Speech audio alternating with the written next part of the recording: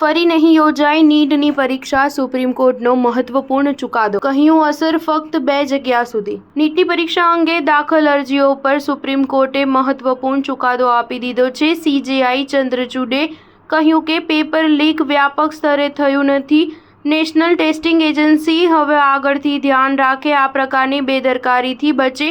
CJIએ આટલું કહેતા જ ફરીવાર નીટની પરીક્ષા યોજવાની માંગ કરતી અરજીઓ ફગાવી દીધી હતી।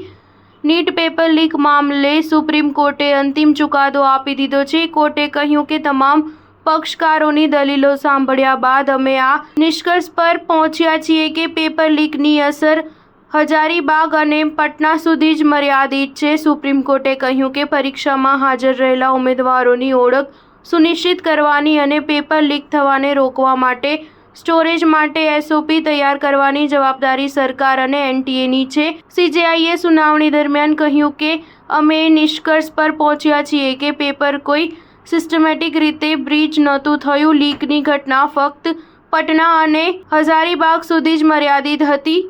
અમે NTAની માળખાકીય પ્રક્રિયાઓમાં તમામ ખામીઓ શોધી કાઢી છે। વિદ્યાર્થીઓનું સારું ઈચ્છતા અને તેને સાંખી નહીં લઈએ। CJIએ આ મામલે ચુકાદો સંભળાવતા કહ્યું કે હવેથી પેપરને ઓપન ઈ-રિક્ષામાં લઈ જવાની જગ્યાએ રિયલ ટાઈમ ઇલેક્ટ્રોનિક લોક સિસ્ટમ સાથે બંધ વાહનમાં મોકલવાની વ્યવસ્થા પર વિચારવામાં આવે।